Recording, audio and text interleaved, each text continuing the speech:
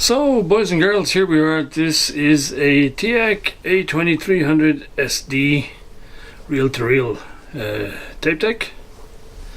Based on what I've read, this product came on the market around 76, and there is a 1978 stamp on the power cord. So I am assuming mine is 78, 79. So we just squeezed into the 70s, which is my favorite period. So this looks like a real beauty.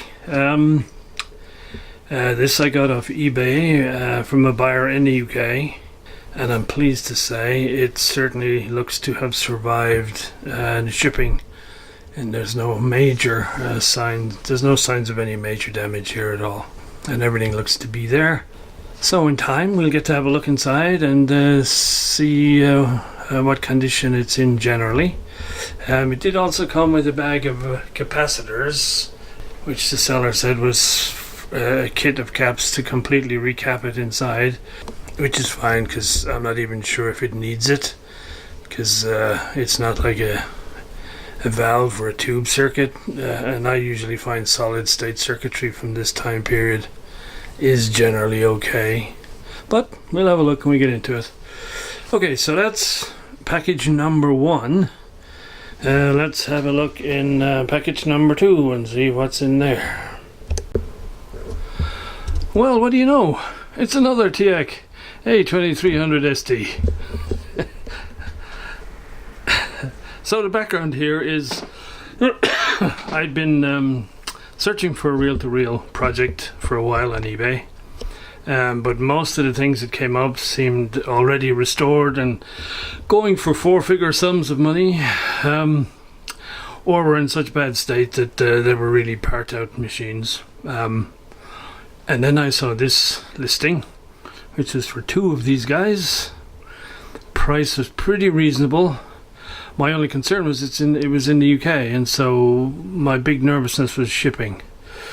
And so I had various email exchanges with the seller. He seemed like a really good guy, and he figured, he could pack them up and they'd survive the trip. He even offered to have them pallet shipped if I wanted, but when he got a quote for the shipping, it just got crazy. So we went with, as you saw, just the regular boxes.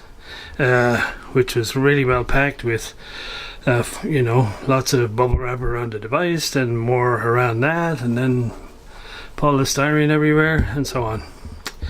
And so so the score here is, the way these are described, is one of these seems to work generally fine, except you cannot record. The record function doesn't work. The other one, all the functions seem to work, though there is distortion on one of the audio channels. At least that's, if I remember correctly, how they were described.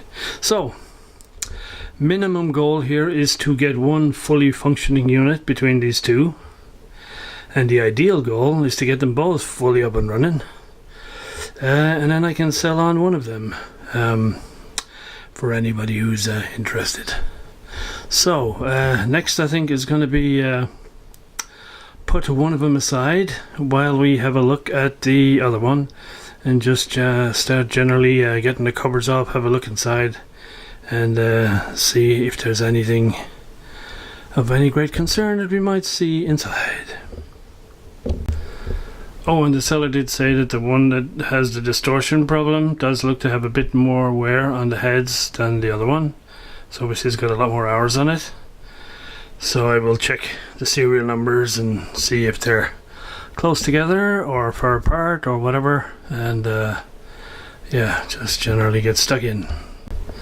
So one of the first things I noticed with one of them is it's got just a live and neutral in the power cord, and as I say, it's showing its age, and so I thought I gotta down the road replace that with a modern compliant cable, and I find that the other ones already had it done. So this has got a proper 3-core cable to all the European standards, so I just need to change the plug on the end, but I'll have to see how they've run the earth when I get the back off, because I will then duplicate that on this one before we power this other guy up.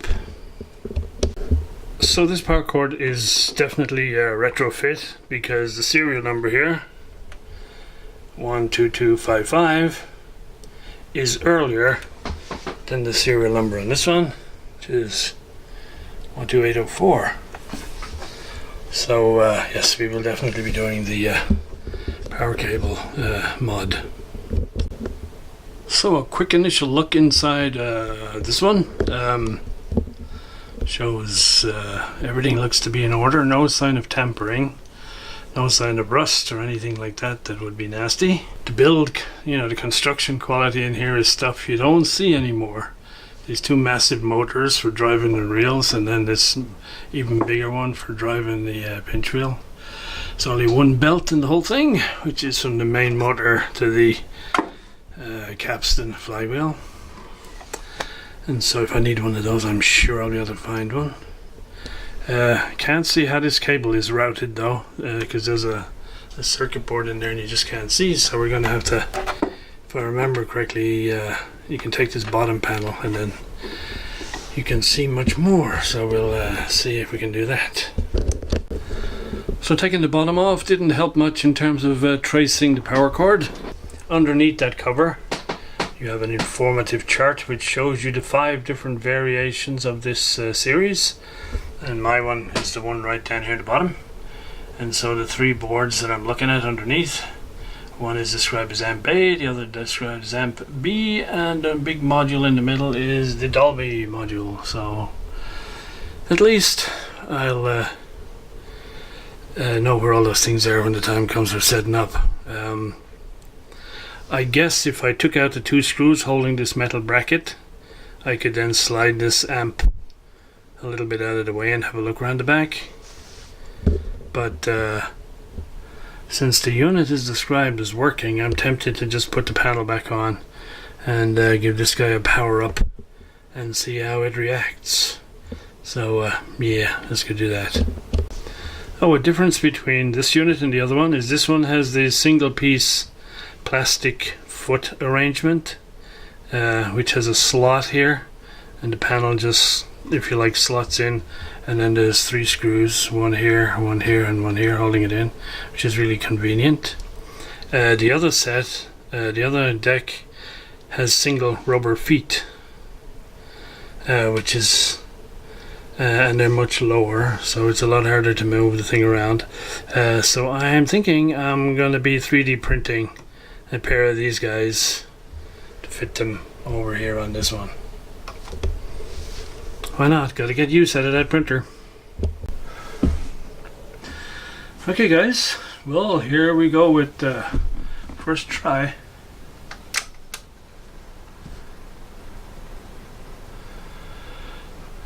So it's connected to my bench amp.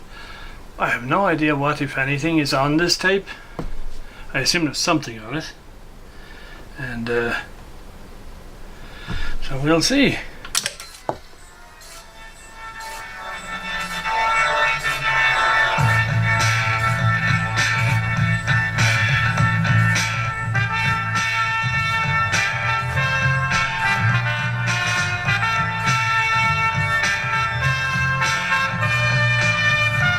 I'm not familiar with this piece of music, but both channels are playing. Okay, so I've done various tests with recording and playing and everything else, and this is definitely the one that has problem recording.